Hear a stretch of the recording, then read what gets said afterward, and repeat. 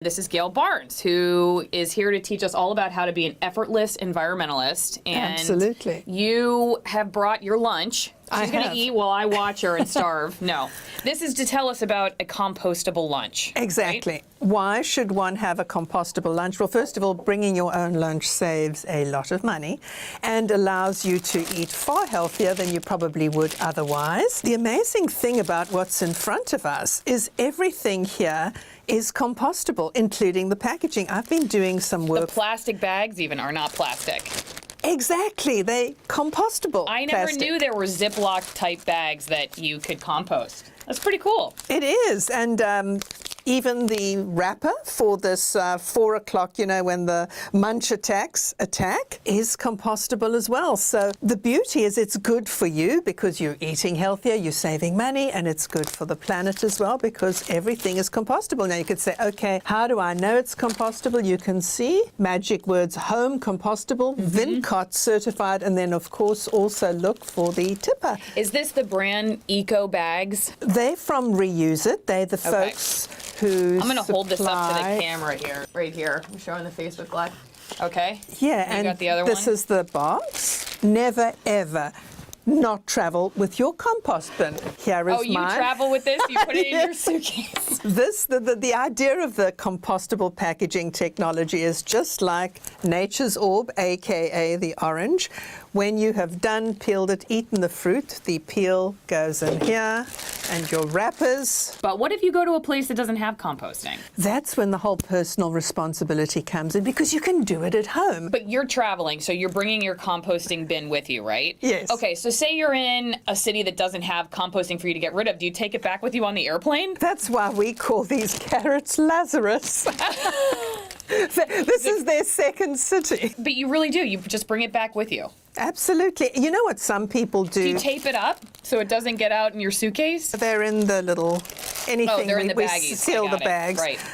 Very clean. If you're in a very hot place, what some people do, I don't know if they travel with it, but they put it in the freezer until you can take it to your collection point. You know, when it comes to flexible packaging, this is what I found in Seattle so far. It gets worse. I mean, look at this stuff. You just pulled that out of the trash can? I found it on the road. On the road? Yes. In our green city. Indeed. Tisk, tisk, tisk. Tisk, If tisk, it happens absolutely. in Seattle, then it's definitely happening everywhere else. You know, it's tragic. You find it in trees, you find it in ponds, and 95% of traditional flexible packaging can't be recycled. It's just too difficult. It gums up the works. Let's you can't show collect this. Show it. that up to the camera there. Boo! And that camera. Boo! So let's put it in my plogging bag. What are you saying, plogging? Plogging, this is the... Is that a British term? No. Are you British? It's Swedish. Okay. I hate for her to be Australian and my American ear just can't hear her right. No, plogging is a mashup between jogging and picking up litter. So this is I've my done that plogging before. bag. It used to be a plastic bottle.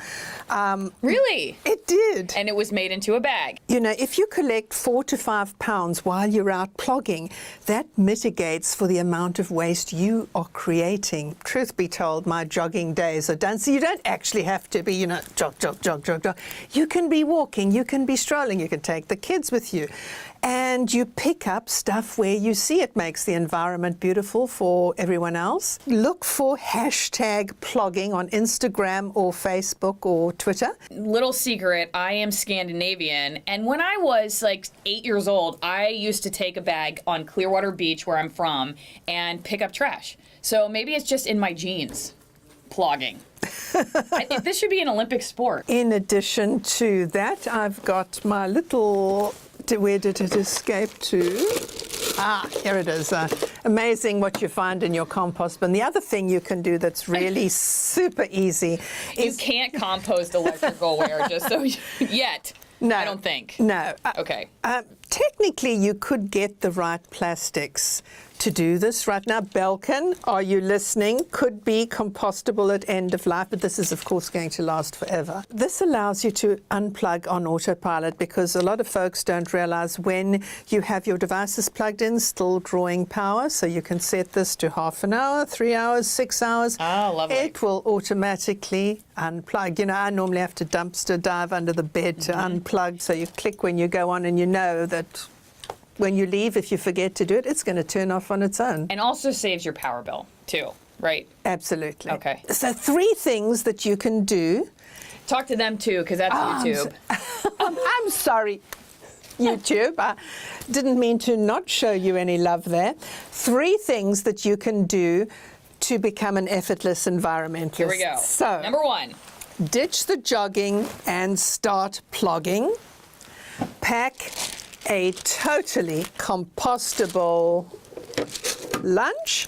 And number 3, lose the cord, unplug on autopilot. Hey, okay. High five.